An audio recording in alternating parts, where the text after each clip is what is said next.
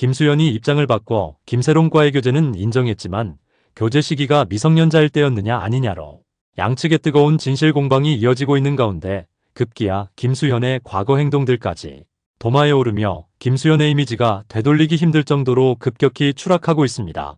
현재 SNS에는 김수현이 과거 팬미팅 의류에 방문한 태국에서 현지 스태프에 갑질을 했다는 폭로까지 나오고 있는데, 해당 SNS에는 김수현이 2014년 방콕 로열 파라곤홀에서 예정된 팬미팅을 앞두고 행사장에 배드민턴장을 설치할 것을 요구하는 등 갑질을 했다는 글이 올라온 상황입니다. 해당 게시물에 따르면 김수현은 행사 전날 대행사 측에 배드민턴을 치고 싶다고 요청했고, 대행사에서는 배드민턴장을 따로 섭외해주겠다고 했지만 김수현은 프라이빗한 공간이 아니라며 배드민턴장이 아닌 행사를 진행해야 할 행사장에서 배드민턴을 치겠다고 고집했다고 합니다. 당시 행사장에는 수많은 의자들이 세팅이 되어 있었는데 김수현이 행사장에서 배드민턴을 치겠다고 고집한 바람에 대행사 측은 결국 행사장에 놓인 의자를 모두 치워야만 했고, 이후 김수현의 운동이 끝나기를 기다리다 이튿날 아침쯤 겨우 행사장을 원상복구시켰다고 하는데요. 당시 현장 스태프들과 함께 일했다는 한 태국인은 우리 사무실 직원들이 김수현 의류의 행사장을 정리했다며 김수현 일행이 배드민턴을 끝내기를 기다려야 행사장 설치 작업을 계속할 수 있었다. 아침까지 일하고 잠도 못 잔 상태로 다음 일을 해야 했다고 주장했습니다. 이 태국인은 당시 김수현이 행사장에서 배드민턴을 치는 영상도 공유하며 영상 속 카트를 밀고 있는 사람들이 우리 사무실 직원들이다. 우린 진짜 피해자다. 김수현의 배드민턴이 끝날 때까지 기다려야 작업을 할 수 있었다며 이판 가득 욕을 하고 싶다고 호소했는데요. 더구나 그는 배드민턴을 친 것 자체가 문제가 아니다. 필요했다면 미리 이야기를 해줬어야 하는데 당시 유명세를 이용한 갑질이었다는 평이 태국 현지에서는 유명했다라는 설명을 덧붙이며, 한국에서는 별로 알려지지 않았지만 해당 사건은 증거자료도 많이 있다라고도 밝혔습니다. 만약 이 주장이 사실이라면 김수현은 행사 참석 의류에 갔던 태국에서 기어코 배드민턴을 치고 싶었고, 그것도 많은 사람들이 운동을 하고 있는 일반 체육관은 안 되며 체육시설도 아닌 행사장에 임시로 경기장을 세팅할 것을 요구했다는 게 되는데, 이것이 김세론과의 논란이 발생된 시점에 터진 폭로라 김수현에 대한 대중들의 시선은 더욱 싸늘하게 식어갈 수밖에 없게 되었습니다. 더구나 최근 김수현에 대한 폭로를 이어가고 있는 가로세로 연구소에 따르면 김수현 측이 미성년이었던 김세론과 교제한 적 없다고 밝힌 데 대해 또 다른 증거를 제시하며 김수현은 끝까지 김세론을 미성년 시절 교제했다고 거짓말한 허언증 환자로 만들었다라고 비판하고 있는데요. 가세현은 방송을 통해 김수현과 김세론이 얼굴을 맞대고 찍은 사진을 추가 공개했는데, 사진 속 김수현은 JDC라고 적힌 모자를 쓴 채 빨간색 후드 티셔츠를 입은 김세론과 얼굴을 맞댄 모습이었습니다. 가세현은 모자에 JDC라고 써 있어서 처음엔 이 사진이 제주도에서 찍은 건 줄 알았다가 자신들의 제작진이 살펴보니 갤러리 아포레 앞에 있는 김수현의 집 앞에서 찍은 사진이었다고 말했고, 인근 가로수와 다리 위에 설치된 조명 건물 등으로 장소가 맞다는 걸 추정해 볼 수 있습니다. 더구나 가세현의 방송 이후 한 커뮤니티에는 김수현이 해당 모자를 착용했던 시기가 2015년에서 2017년 사이일 것이라는 추측이 제기되어 해당 시기 미성년자였던 김세론과 교제를 한 것이 맞다는 의심이 커지고 있는데요. 해당 브랜드의 직원이었다는 한 누리꾼은 자신의 회사에서 김수현에게 협찬을 해준 거라 시기가 확실하고, 심지어 협찬 넣고 나서 2개월 후부터는 아예 안 써서 김수현이 칼 같다고 생각했으며 1년 뒤에 다른 디자인을 또 협찬해줬는데 그것도 2개월 정도 쓰고 안 썼다라고 주장했습니다. 해당 누리꾼은 해당 모자가 2016년 봄여름 시즌에 판매한 제품이라 2015년 연말에 협찬이 들어갔고 2015년 12월에 공항에서 출국할 때 필수로 착용하기로 약속이 되어 있어서 출국하는 기사 사진에 착용한 증거가 있을 것이고, 설마 김수현이 그 모자가 너무 마음에 들어서 이후에도 쓰고 다녔다고 하기엔 2016년 2월 이후에는 노출된 걸 본 적이 없다고 덧붙였는데요.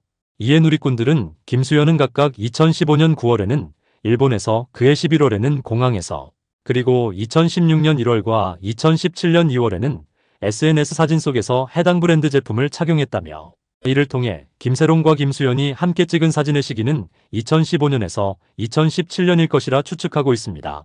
그러나 김수현의 소속사 골드메달리스트는 공식 입장문에서 김수현 씨와 김세론 씨는 김세론 씨가 성인이 된 이후인 2019년 여름부터 2020년 가을까지 교제했다면서 김수현 씨가 미성년자 시절의 김세론 씨와 사귀었다는 것은 사실이 아니다라고 입장을 밝힌 바 있습니다.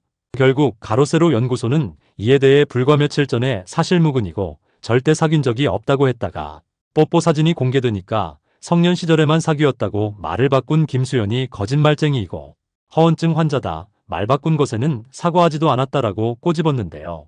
김세론이 지난해 3월 SNS에 김수현과 얼굴을 맞댄 사진을 올렸다가 급히 삭제를 했을 때 당시 김수현의 소속사 측은 열애설을 부인하며 의도를 알 수 없다고 밝혔으나 김세론이 왜 하필이면 김수현의 생일이었던 지난달 16일 세상을 떠난 건지 게다가 교제를 했다는 사실까지 드러나며 김수현 측은 점점 궁지로 내몰리는 처지가 되어버렸습니다.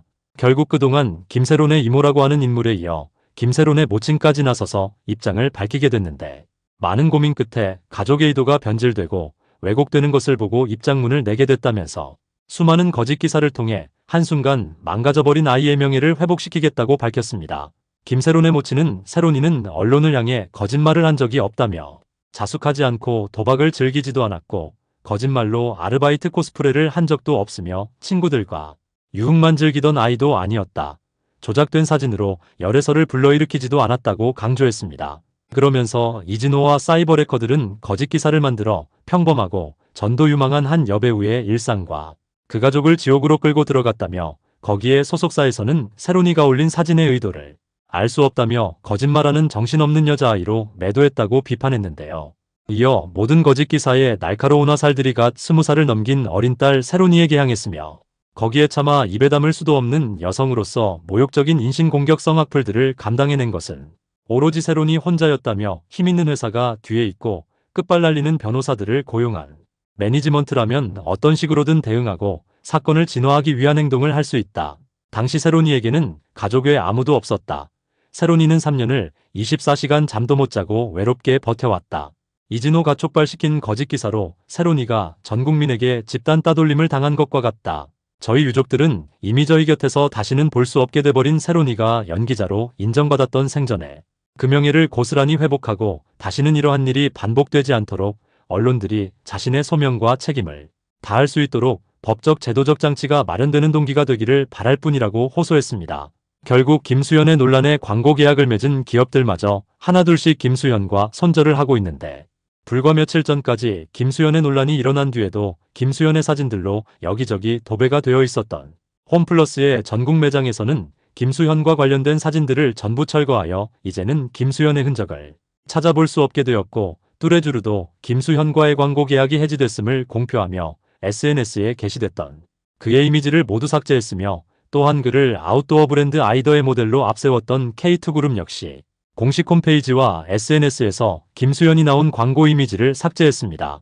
한편 미성년자 와교제 자체가 법적으로 처벌 대상이 되냐는 의문에 법조계에서는 2020년 5월에 개정된 현행법에 따르면 16세 미만의 미성년자와 합의하에 스킨십을 하거나 성관계를 할 경우에는 미성년자 의제 간음 내지는 추행죄가 성립할 수 있지만 2020년에 법이 개정되기 이전에는 16세 미만이 아니라 13세 미만 인자와 합의하에 관계를 맺거나 성적인 스킨십이 있을 때 처벌한다는 규정을 뒀었기 때문에 김세론이 미성년자였을 때는 개정 전 법률이 적용이 된다고 말하고 있습니다. 더구나 미성년자와 단순 교제했다는 사실을 넘어서 미성년자와 성적인 스킨십이 있었거나 관계까지도 맺어야 한다라는 부분을 입증을 해야 되는 부분이 있기 때문에 현 상황에서는 미성년자 성범죄 관련해서 김수현에게 책임을 묻기는 조금 어려울 것이라고 말하고 있는데요. 다만 법적인 처벌은 피해갈 수 있더라도 연예인은 대중들의 관심과 사랑이 있어야 할 수 있는 직업이기 때문에 이미 도덕적으로 지탄의 대상이 된 김수현이 향후 배우 활동을 이어나갈 수 있을지 이 부분에 대해서는 많은 의문부호가 달리고 있는 상황이며 김수현 측과 김세론 측 양측의 진실 공방 결과에 따라 김수현의 배우로서의 운명도 결정이 될 것으로 보입니다. 부디 이번 공방이 양측 모두에게 더 이상의 상처를 남기는 일이 되지 않기를 바라겠습니다.